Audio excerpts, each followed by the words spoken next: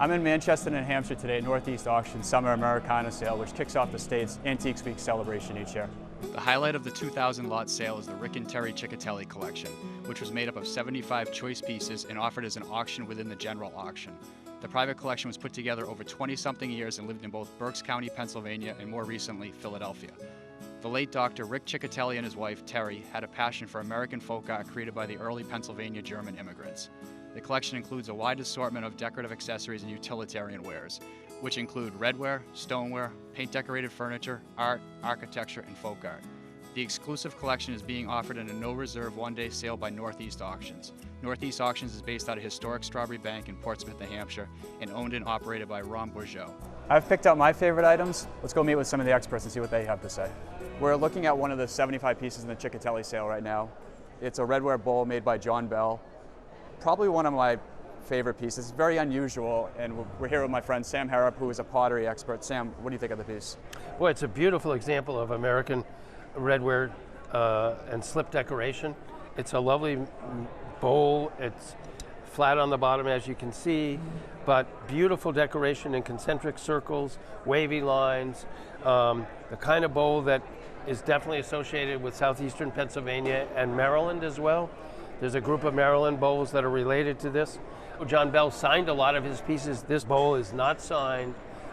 It could have been made by Bell, it could have been made by somebody else, but it's certainly influenced by John Bell. It has this unique star decoration in the bottom, which is very unusual to see in redware from that era, from that place. Do you think it has any meaning, the star, or just decoration? Boy, you know, I think you'd have to know more about Snow Hill and know what the religious orientation of that Mennonite community is. The pre-sale estimate on this is $5,000 to $8,000, which I personally think might be a little low. Sam, what do you think it's going to sell for?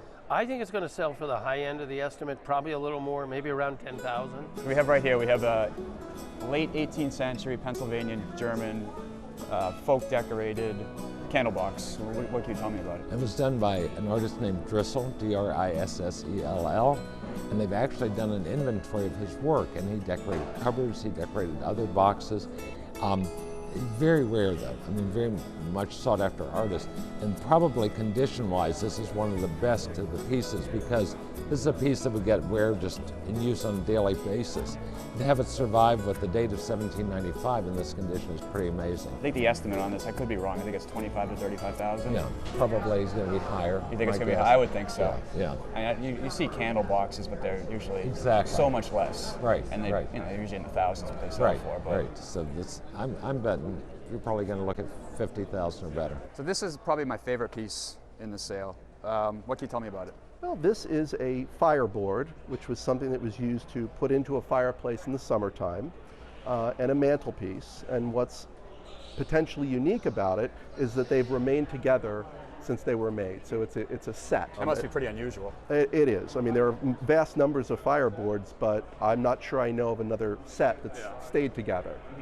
You see mantles, you see fireboards, you don't see fireboards and mantles. I think this is the original paint? Definitely. Yeah. Oh yeah, this is the original paint, and this has never been touched. And it's always reminded me of oyster shells. Yeah, it does, yeah. You know? I think they used a sponge on it? It's something, you know, they used some device to turn the paint. Do you know what kind of home it came out of? I don't. I would say it's definitely would be a federal house. A federal house? This is architecturally federal with the reading, and it's from about 1820, 1830. What do you think it's going to sell for? Any ideas? You never know at an auction. I mean, the estimate is very conservative. What is it, 15 to 25,000? It's 15 to 25,000. I mean, I put it this way: I paid multiples of that when I bought it the first time. This, I believe, is a marriage certificate. I believe, I'm not sure. It's a Washington Sussel, so the artist was known as. But a very rare Proctor, and this is, I think, of the Washington Sussels. I believe there are 11 or 12 known. This one, I actually worked for Yorktown Auction for about 4 years, and we sold this in 1999 at public auction. How much did you sell it for? It brought $11,000 in 1999. Do you have any idea what you think it might sell for? I bet you it's going to bring more than 11,000. More than 11,000, yeah. My guess, yeah. A big fight for that. Do you think there'll be a lot of interest? There's been a lot of interest, yeah. We have phones booked on it. People here that have come just to see it. We have a miniature stoneware jug here, a great example of American stoneware. It's lot 524 in the sale with an estimate of $5,000 to $8,000. I think this estimate's going to look ridiculously low. I think this is going to do great. Any idea on the maker? I kind of have an opinion on it. Well, I think if we research the decoration of the bird, we could probably tell which New York maker it was. Yep, probably. you agree it's in New York? Who do you think? I think it's Paul Cushman. Yeah. He's done similar birds. He's done the initials. So that's my gut feeling is Paul Cushman was an Albany, New York potter. Right. But that's my gut feeling. It could well be. I mean, it's a beautiful example of New York or possibly New Jersey stoneware from this 1800, 1820 period. Several prominent collectors who are here at the auction today have told me this is the piece that they want. Really? So we're going to see some fireworks. Think it could be a New Haven or Hartford piece? No, I tend to doubt it. I think agree. it's going to be a New York area, either yeah. Albany or New York City. Yeah. I personally think it's going to go for 20,000 plus. I think you're on the low side. You think I'm on the low side, really? Wow. I do. I think we're going to see 30 plus. Next, we have the Snow Hill Society Feast Bowl, and on this 532, I'll be starting it away, 4,000, 4,500. I have $4,000 bid and 4,500. ML at 4,500, 5,000, 5,500. I have 5,000, 5,500, 6,000, 6,500 on Jackie, 7,000. Jackie at 7,000 in the room, 7,500 one of you phones, 7,500 on Jackie, 8,000. Jackie at 7,500, 8,000 anyone at 7,500. Once, twice, third, final call. Sold for $7,500 for $706. Next is the striped 7,500, 8,000, 8,500 is next. I have $8,000 bid, 8,500 on the back row. 65,000, 66,000, 67,000, 68,000, 69,000. 70,000, 71,000, 72,000. No. 71,000. Again, thank you all for your help. Once, twice, third, final call. 71,000 to 690. Thank you all. Next is the landscape fireboard with mantelpiece, probably Greene County, New York, 543. And on this, I'll be starting it away at 14,000 and 15,000 is next. I have 15,000 and 16,000. I have $15,000, 16, 17, 18, 19,000 and 20,000, 21,000, 22. I have $21,000 looking for 22. It's $21,000 in the center of the room at 21,000, 22,000. Anyone? Once, twice, third and final call. Sold for 21,000, 615. Next, we have the baptismal wish inscribed to Jonathan Lang, attributed to the Cecil Washington artist, 509. And I'll be starting it away at 8,500, 9,000 is next. I have 89,000 in the back of the room and 9,500.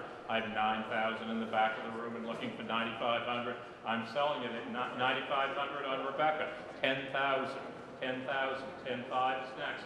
I have 10,000 and 10,500 on Rebecca at 11,000, sir. 11,000, 11,500, 11,500, 11,500. $11,000 in the room. I'm selling it. Frank, you in or out? Once, twice, third and final call. Sold for $11,000. Glad you got it. 678. 524 miniature presentation jug. Wonderful piece of stoneware. And on this, I'll be starting it away at I have 4,500, 5,000, 5,000, 5,500. And 6,000, 6,500, 7,000, 75, 8,000, 85, 9, 9,500, 10,000, 10,500, 11, 5, 12,000, 12,500, 13,000. 12,500 standing. Gentlemen, 13,000 on Frank. 13,500, 14, 14,500, 15, 15,500, 16,500, 17,500, 18, in two places, 18,500, 19,000, 20,000 on Frank, 21,000, two places, 22. 22,000, 23,000, down back, 24,000.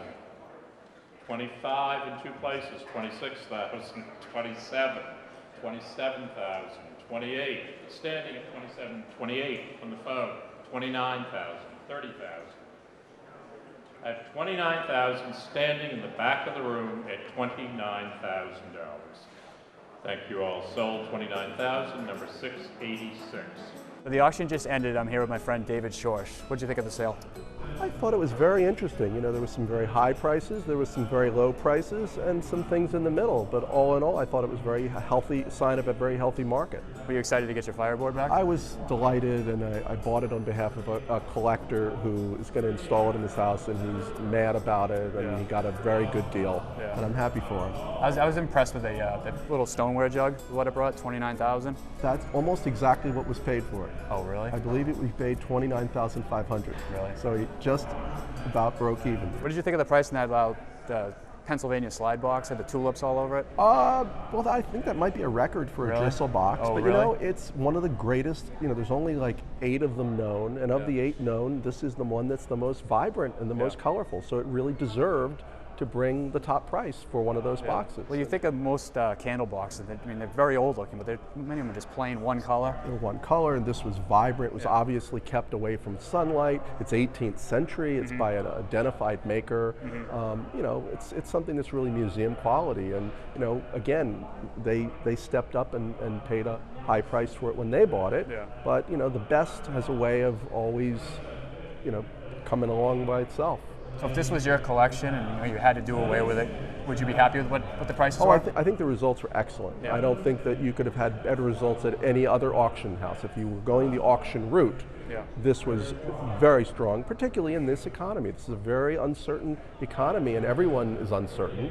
And on any given day, you don't know what's going to happen. But I think that you know, it was handled in a very transparent way, and the estimates were all very fair. So people knew coming to this sale, they weren't bidding against reserves. It was going to be a real auction, and it was. And one item bought in, and you know, everything else sold, and that's what it's here for. Do you think dealers or collectors? Do you think one dominated more than the other out there? Or? I don't know yet. I saw a lot of my colleagues bidding. You know, very often at sales like this, it's a mixture. When a dealer is bidding, they can be representing collectors. Like I was representing 8 different collectors. Were you really? And I was also buying on our own.